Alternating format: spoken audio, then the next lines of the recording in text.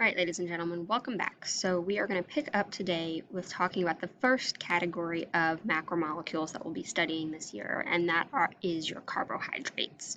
So when we look at carbohydrates and sort of break down their monomer versus polymer structure, when we look at monomers, they're true simple sugars, or what we call monosaccharides, and hopefully you know what that prefix mono means. It means one, so it's a single ringed sugar. So this here, like glucose, would be a great example of a monosaccharide where it's a single membered ring. Their true polymer structure then are the polysaccharides, something like the amylase starch down here, where you've got multiple rings linked together. And then they also can exist in sort of this modified monomer, not a true polymer in the sense that it's not many sugars linked together, but it's not a monomer either because it's not just a single membered ring. So we get this weird little category here in the middle called disaccharides. Di meaning two, so it's two monosaccharides joined together by a dehydration synthesis reaction, and so they are functionally looking something like sucrose here, where it's these two-membered rings. So monosaccharides are single-membered rings, disaccharides are two monomers linked together, so two rings, and then polysaccharides would be more than two monosaccharides linked together.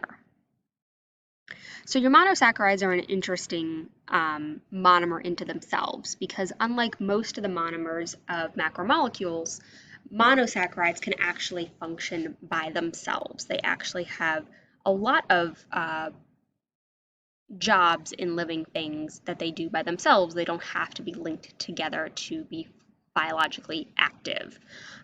So they are the simplest sugars. They work by themselves.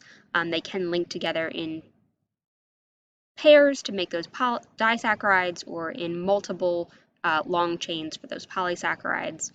These guys have a general formula of CH2O. So for every carbon, you have two hydrogens, and then your oxygens fit in there as necessary. And they will generally end in ose. So you see anything that ends in ose like glucose, fructose, galactose, sucrose, which is a disaccharide, you know that that ose is going to tell you that these are carbohydrates, and more often than not, they are often monosaccharides or disaccharides as well. So when we classify your monosaccharides, it really is a question of two pieces.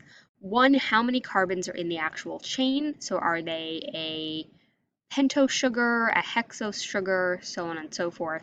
And then where's the actual location of their carbonyl groups? So when we stretch out those membered rings into straight chains and start counting carbons, then we can talk about them being aldoses or aldehyde sugars, in which case you have that carbonyl C double bond O group at the end of the chain. So like these guys here. Or are they ketoses or ketone sugars where that C double bond O is somewhere on the inside of the chain, something like these guys here. Okay, so they will always have a carbonyl group. It's just a question of then where does that fall in the actual carbon chain itself.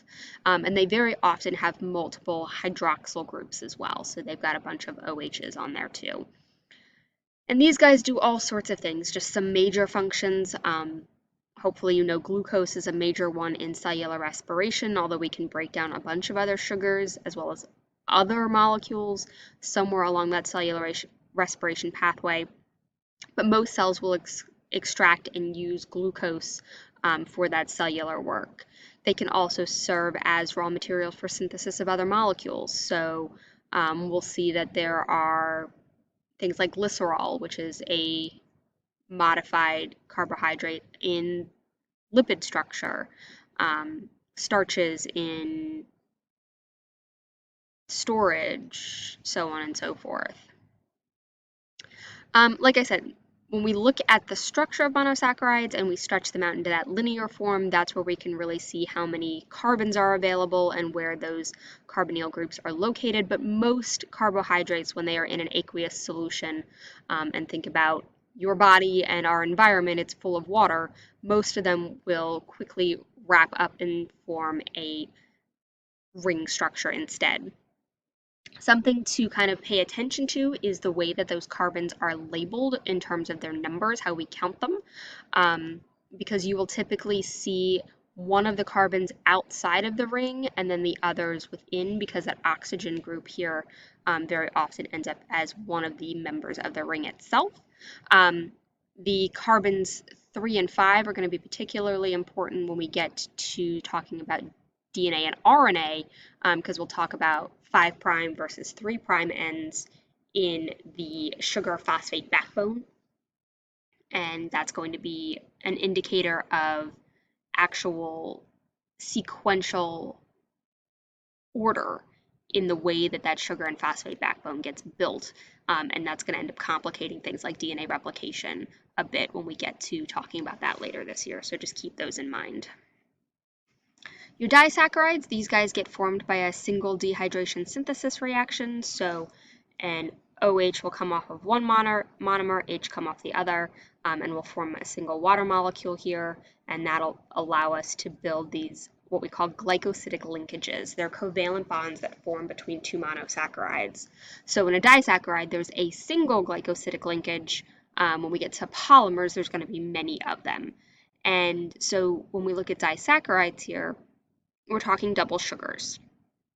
So things like sucrose, maltose, lactose. And how do we know the differences between them? Well, first off, it's what two monomers am I putting together? If I put a glucose and a glucose together, then I might be making something like maltose there at the top.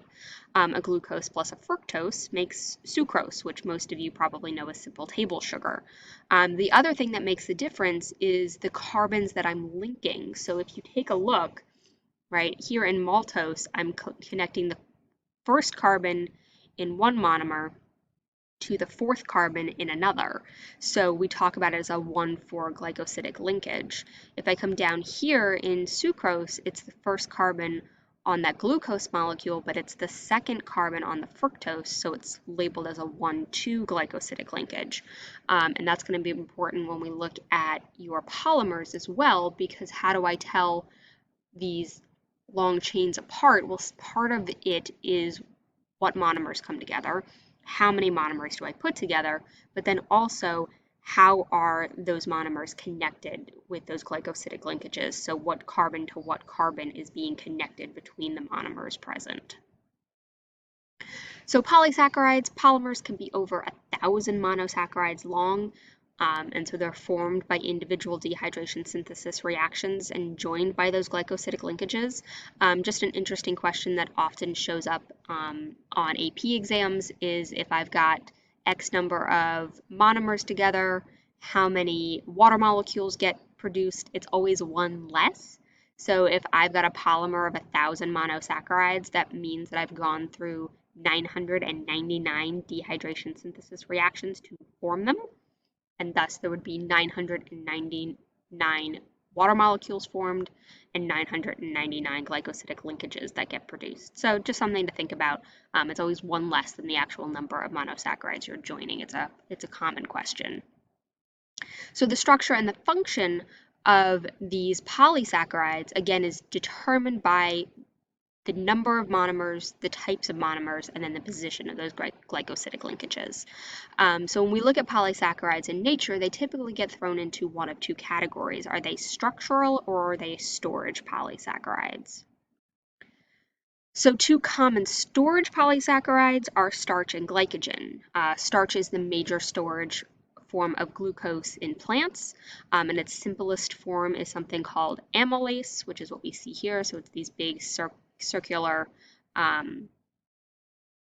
sort of helices of glucose monomers. Amylopectin is another one where we get some of this branching that comes off of that as well. Glycogen is the major storage form in animals. And so we store glycogen mainly in our liver and our muscle cells. It's sort of a short-term but longer than short-term use. So when you eat a bunch of your sugary cereal in the morning, your body breaks it down to that glucose, it uses what it needs, but in the short term, until your next meal, it will store it in the form of glycogen. If it ends up going into that storage of glycogen for long enough that you're not burning off enough of it, then your body can actually convert it into fat as necessary. And then your structural polysaccharides are pretty much a plant thing mostly, cellulose being a major one of them. And again, this is a bunch of glucose monomers, but now we put them into these strings that then cross-link with each other. So you get this sort of fibrous uh, polysaccharide that forms here. And it's the major component of your cell walls in plants. Interestingly enough, we can't break down cellulose, so it is not something that we can eat and then digest. So we've got to get either other molecules to take care of this, or it just kind of passes through us. It's not something that we end up digesting. And again, it's a polymer of glucose, so the glycosidic linkages end up differing from those storage molecules. When we look at something like starch, which is a major storage molecule in plants, it's a 1,4 glycosidic linkage, so all of your hydroxyl groups coming off of those glucose molecules end up being on the exact same side. This would be what we would consider a cis isomer, right? They're all on the same side.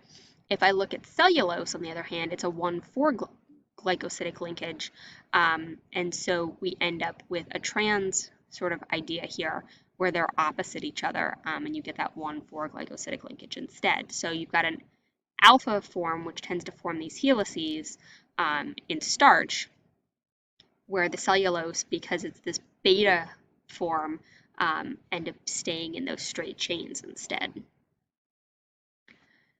Chitin is another major structural molecule we see in organisms, specifically in the exoskeletons of arthropods. It can also be found in fungus instead of the cellulose as a building material.